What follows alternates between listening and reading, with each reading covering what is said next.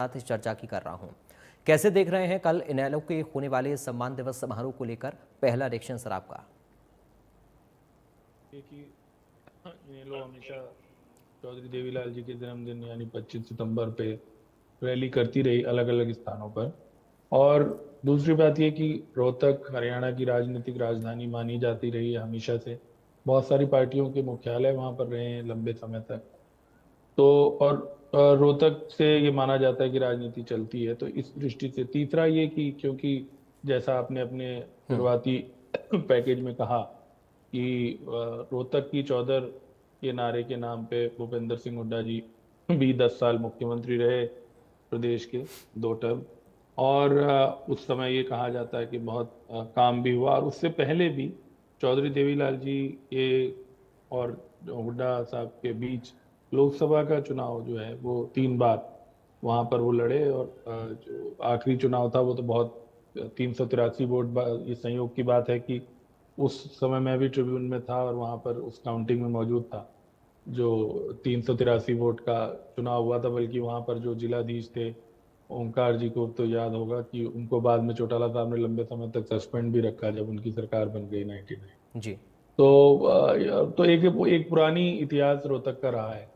अब जहां तक बात यह है कि चुनाव तो देखिए अभी कोई पास में है नहीं, ना लोकसभा का चुनाव निकट है ना विधानसभा का। तो वो बहुत दूर है। अभी 4 साल आगे राजनीति कैसे चलेगी, कैसे सस्टेन होगा। नो डाउट बीजेपी जब आई हरियाणा में हुड्डा साहब के बाद, तो पहले मनोहर लाल जी और अब नायब सिंह सैनी। तो हरियाणा में एक जाट नॉन जाट का मुद्दा हमेशा रहा है। और बंसीलाल जी पहले मुख्यमंत्री थे, फिर चौटाला साहब थे, फिर हुड्डा साहब थे, अगर उन तीन की हम पिछले बीजेपी से पहले की जो 3 सरकारें थी। और इसमें बिल्कुल भी, हालांकि ये पार्टी के जो साथी हैं वो तो हमारे नहीं मानेंगे, लेकिन हमारे यहाँ राजनीति में जाति एक सच्चाई है और एक नॉन जाट ध्रुवीकरण जो है माना जाता है। और रोहतक एक गढ़ रहा है हुड्डा साहब का। जब वो इन चुनावों में, उससे पहले के चुनाव में भी वहां से वो अधिकांश सीटें जीत के आते रहे। तो जो जाट नेतृत्व है उसको लेकर अब अभय सिंह चौटाला ने इस प्रकार से जो पेशबंदी वो अपनी कर रहे हैं, ये आने वाले समय में इसके लिए एक दोबारा से चैलेंज हो गया। हालांकि उनके अपने लिए बहुत समस्याएं हैं क्योंकि उनकी अपनी पार्टी टूट गई थी। और आप जानते ही हैं कि वहां पर भी बड़ी कड़वाहट रही। और एक जो सेकंड टर्म था बीजेपी का, उसमें तो दुष्यंत चौटाला जो अजय चौटाला के पुत्र हैं वो मुख्यमंत्री भी रहे। और अभी उनकी आईएनएलडी के 2 एमएलए जरूर हैं, लेकिन खुद अभय सिंह चौटाला चुनाव हार चुके हैं। तो इसलिए लेकिन आने वाले भविष्य में अभी उनके पास वक्त है, तो वो उस राजनीति को दोबारा रीगेन करना चाहते हैं कि जो जाट प्रदेश में जाटों का नेता कौन होगा। क्योंकि हुड्डा साहब ने काफी हद तक उसको 10 साल मुख्यमंत्री रह के अपने आप को स्थापित कर लिया था। इस दृष्टि से अगर आप कहेंगे तो अभय चौटाला अब रोहतक में रैली करके वो यही एक मैसेज देने की कोशिश कर रहे हैं। जहां तक आने की बात है, रैली में कल कौन आएगा वो तो कल पता लगेगा। जी। पूर्व में भी बहुत सारे नेता जो बिहार के मुख्यमंत्री हैं वो भी आ चुके हैं इस रैली में। मुझे याद है जींद में एक बार, और चंद्रबाबू नायडू। तो ऐसे बहुत सारे लोग जब चौटाला साहब भी जीवित थे, उनकी सरकार थी, तब भी ये रैलियां हुआ करती थी। और अब जैसे आपके पैकेज में भी ये कयास लगाया गया, क्योंकि जगदीप धनखड़ जी रिटायरमेंट के बाद, वहां पर रिटायरमेंट नहीं, इस्तीफे के बाद जब उनका अप्रत्याशित ढंग से इस्तीफा हुआ, तो उसके बाद जो उन्होंने, क्योंकि अब नए उपराष्ट्रपति आ गए हैं और शायद उनको भी घर अलॉट जो नियमों में होता है वैसे उपराष्ट्रपति को, वो शायद अभी तैयार होना है या कुछ है।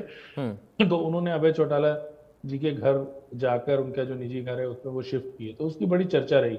और वैसे भी उनका एक पारिवारिक संबंध ये कहा जाता है कि रहा है, क्योंकि राजस्थान से है, पड़ोसी राज्य से।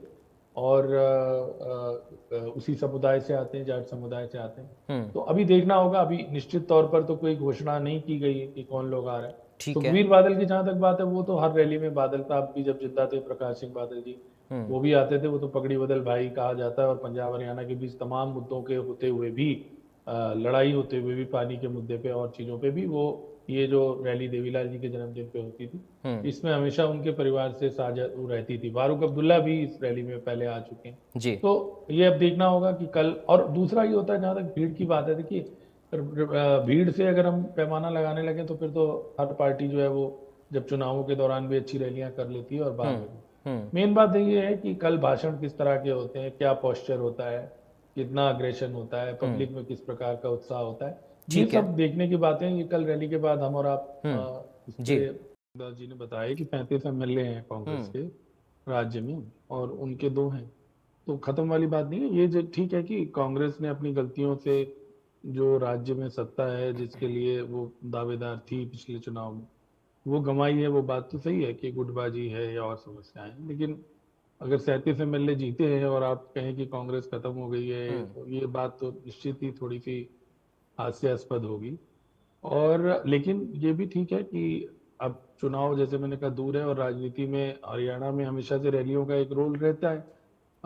चाहे वो देवीलाल जी के समय से आप बात कर लें, बाद में चौटाला साहब हों, हुड्डा साहब ने भी रैलियां की, और बहुत रैलियों से कोई बहुत ज्यादा ताकत कैसा होता है। देखिए मुझे अभी भी याद है जब 2014 में हुड्डा साहब की सरकार गई थी, तब अगर मैं सही हूं तो पानीपत में रैली हुई थी और तमाम उसमें घोषणाएं भी हुई थी। वो रैली तो वो भी छोटी नहीं थी। तो वो, और कौन सी रैली ऐसी है जिसे कोई पार्टी ये कह दे कि जी हमारी जी। पिछले साल ऐतिहासिक नहीं थी, इस बार ऐतिहासिक है? तो वो तो रेटोरिक होता है, हर रैली को जी ऐतिहासिक कहा जाता है। दिशा दिशा क्या देंगे? अभी सरकार तो है नहीं।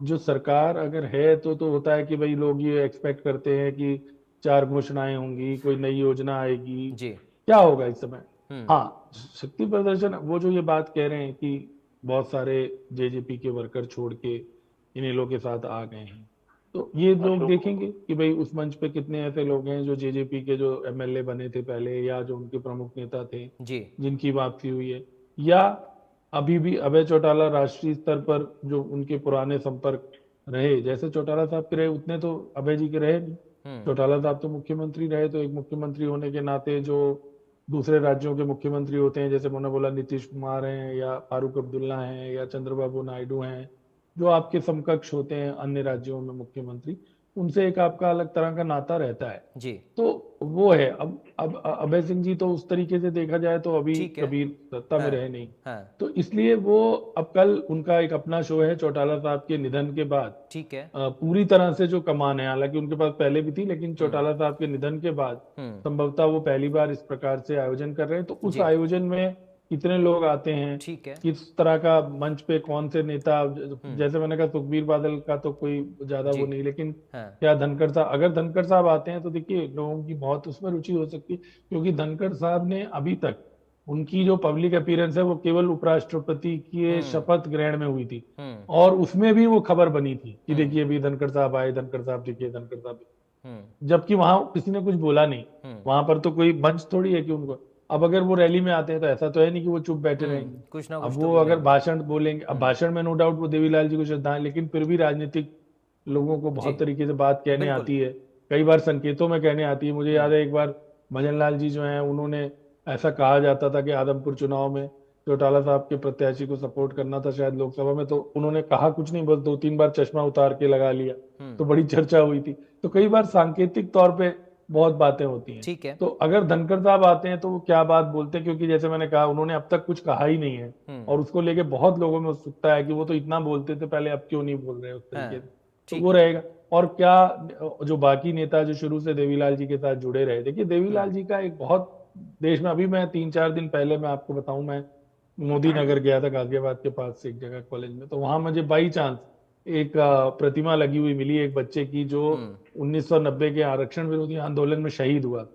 उसका जो अनावरण था वो फरवरी 1991 में, जब देवीलाल जी उप प्रधानमंत्री थे, तो एज उप प्रधानमंत्री उन्होंने वहां जाके किया था, एक कॉलेज के बच्चे का, जो वेस्टर्न यूपी का पास। तो देवीलाल जी का जो ऑरा है वो बहुत था। तो अब अगर अभय चौटाला ने, क्योंकि उन्होंने निवेदन व्यक्तिगत तौर पे भी आदमी फोन करता है, और उनका मैं एक इंटरव्यू भी देख रहा था कि जो भी लोग देवीलाल जी के हैं उनको मैं न्योता दूंगा, तो वो है। उसके ठीक है अलावा सर। तो देखिए ये जो रेटोरिक होता है कि दिशा दे देंगे, ये दे देंगे, क्योंकि अभी चुनाव दूर है, अभी संगठन ठीक आप है। कैसे खड़ा अभी करते हो, अभी